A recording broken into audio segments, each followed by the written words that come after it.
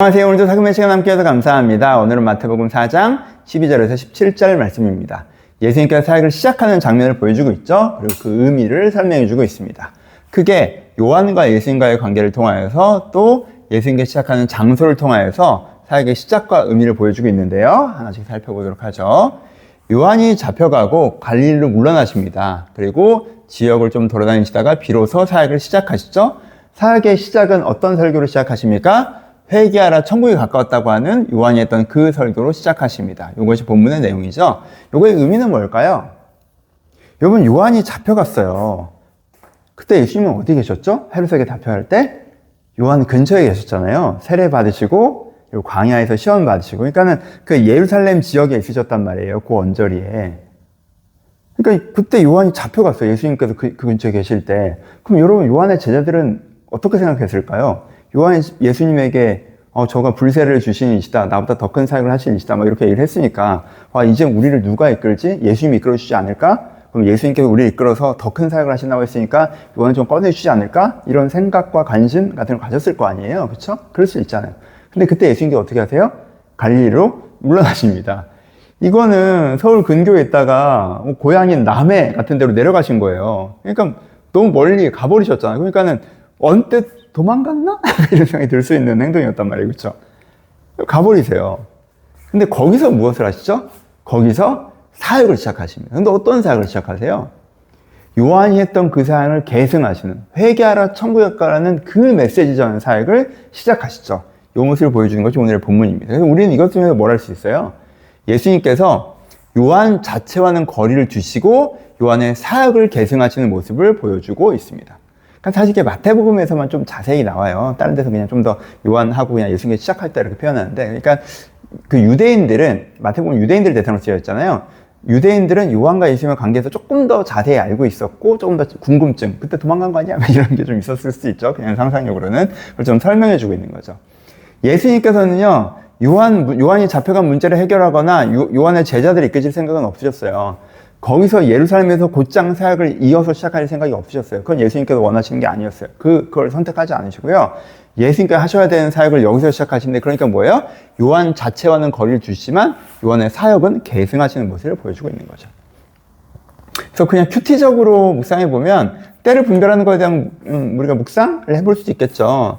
예수님께서 주제, 장소, 시기를 결정하시잖아요. 이런 자극적인 주제가 아니라 하나님께 전해야 되는 메시지, 장소도 이미 준비되어 있는, 요한 제자대로 그냥 예수님 딱 따라올 수 있지만 준비되어 있는 것 같은 예루살렘 근처가 아니라 갈릴리, 그리고 시기도 요한과 활동이 겹치는 것이 아니라 요한이 활동한 이후에 좀 텀을 주시고, 이렇게 예수님께서 사역하시기에 가장 최적의 것들을, 최적의 때를 분별해서 시작하십니다. 그러니까 예수님께서는 자기가 무엇을 하여야 되는지에 대한 것을 명확하게 알고 계시기 때문에 이 때를 분별해서 시작하신다는 거죠. 그래서 우리도 그냥 큐티적으로는 우리가 무엇을 해야 되는지를 명확하게 이해하고 하나님 앞에서 때를 분별해야겠다라는 분들도 묵상해 보실 수 있을 것 같아요. 근데 이건 그냥 큐티적으로 적용할 수 있는 거고, 핵심은 뭡니까? 예수님께서 사역의 시작을 보여주는데 그 의미가 뭐예요? 예수님께서 어떤 사역을 하시는 거예요? 요한의 사역을 계승하는 사역을 하신다는 걸 보여주는 거죠. 이거 앞에 설명했죠. 그러니까 요한이 얘기한 물세례, 불세례 하나님의 나라, 회개하고 은혜 받아 하나님의 나라가 천국에 가는 이 사역을 하신다라는 것이 이 부분에서 우리가 전해주고 있는 핵심적인 메시지죠. 그렇죠? 요한의 사역을 이어서 하신다. 물세례, 불세례, 하나님 나라, 회개하고 은혜 받고 천국 간 하나님 나라 구현되는 그 사역을 하신다라는 걸 말씀해 주신 게 첫 번째고요. 이건 우리 많이 설명했으니까 반복적으로 묵상해 볼 수 있고요. 두 번째, 사역에 시작하는 장소를 통해서 그 의미를 설명하시는 게 있죠. 이거는 이 장소, 갈릴리에서 시작하셨어. 근데 이게 의미가 뭐냐 하면 하고 구약에 있는 말씀의 예언이 성취되는 것으로 해서 베드로가 이 말씀으로 이 장소의 의미를 설명해 주는 거예요. 그래서 좀 더 직관적이죠. 어떻게 설명해요? 이방 갈릴리에서 사역을 시작하시지, 근데 이방 갈릴리에서 하나님께서 사역을 시작하신다 의미가 뭐야? 라고 하는데, 가장 어두운 곳이라도 이 빛을 피해갈 수 없다라는 게 의미야 라고 얘기하시는 거죠. 그러니까 이방 갈릴리라고 하는 게, 갈릴리 지역이요, 그러니까 유대의 끝자락이잖아요. 이스라엘 끝자락이에요. 그리고 이게 로마식을 거치고 그때 그전에도 마찬가지지만 끝자락이다 보니까 다른 이방과 너무 많이 섞여 있었어요. 그래서 예루살렘 유대인들이 보기에는 갈릴리를 유다라고 할 수 있냐? 갈릴리 사람들이 하나님 믿는다고 할 수 있냐? 저희가 하나님의 나라라고 할 수 있냐? 약간 이런 느낌이었죠. 그러니까 제일 어두운 곳에, 제일 끝, 가장 어두운 곳에 상징이 돼버린 게 갈릴리예요. 유다라고 할 수 없는 것이죠. 근데 거기에도 뭐가 비친다? 빛이 비친다 라는 걸 선언하는 거죠. 그러니까 이 장소가 뭘 얘기하는 거야? 단지 갈릴리가 어둡다라는 개념보다는 뭐예요? 가장 어두운 곳도 예수 그리스도의 빛의 사역을 피해갈 수 없다. 예수님이 빛의 사역을 하시는데 그건 가장 어두운 곳까지, 가장 땅끝까지 이 빛이 이룬다. 모든 사람에게 이 빛이 전해진다라는 선언이 이 장소가 갖는 의미라고 얘기하고 있습니다. 그래서 예수님의 사역은 뭐예요? 빛의 사역, 어두움에 빛을 비치는 사역이라고 말씀하시는 거죠.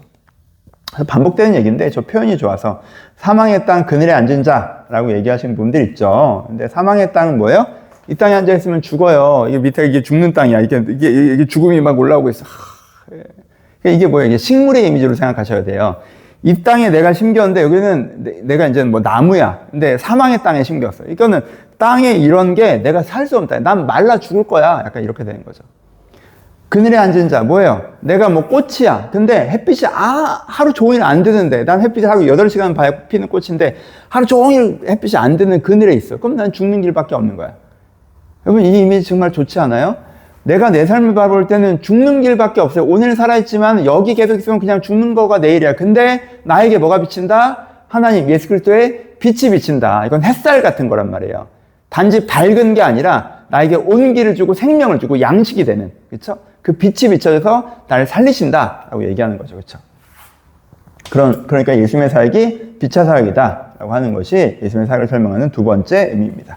그래서 이 본문은 예수님의 사역의 시작의 장면을 보여주면서 예수님의 사역은 회개하고 은혜 받아 하나님 나라 가는 사역이고 가장 어두운 곳에 빛이 비춰지는 사역이다. 그러니 너희가 예수님을 통해서 회개하고 은혜 받아 하나님의 나라를 경험해야 되고 너희가 어두운 데 앉아 있다면 예수님을 통해서 그 빛, 너희가 무엇이 맞는지 알게 하시고 또 그대로 살게 하시는 그 은혜를 경험하라 라는 선언이 담겨 있습니다.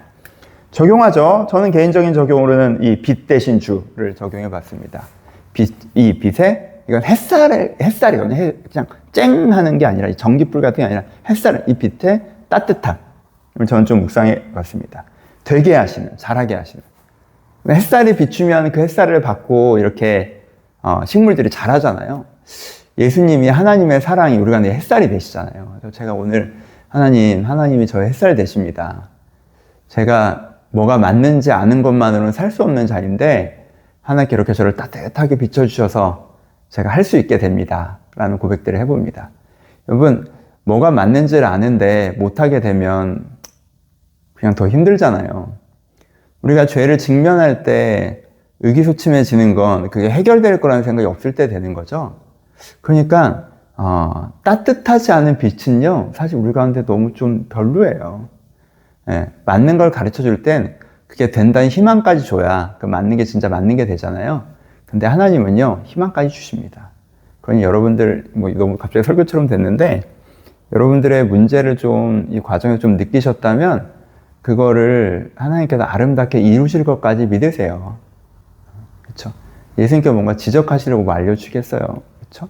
이루시려고 알려주시는 거지. 따뜻한 햇살, 되게 하시는 하나님의 은혜를 한번 묵상해 보셨으면 좋겠습니다. 저도 그걸 묵상하면서 좀 용기를 내보려고 합니다. 좋은 아침입니다. 오늘 어떠세요? 오늘 좀 피곤하신다면 예수님께서 여러분들에게 따뜻한 햇살이 되셨으면 좋겠습니다. 좀 마음이 좀 피곤하시면 이렇게 잠잠히 앉으셔서 실내여도 괜찮아요. 이렇게 앉아서 우리가 진짜 숲속에서 햇살 받는 것처럼 예수님께서 지금도 여러분들을 사랑으로 햇살이 되어주시니까 이 사랑을 좀 느끼시면서 하나님께서 예수님께 나의 햇살 되십니다. 예수님께서 나를 오늘도 따뜻하게 안아주십니다. 나를 쉬게 하고 살게 합니다. 라고 해서 오늘 피곤하시면 틈틈이 하나님 품 안에서 햇살 같은 하나님의 은혜로 세임 얻으시는 그런 하루 되셨으면 좋겠습니다. 좋은 하루 보내세요.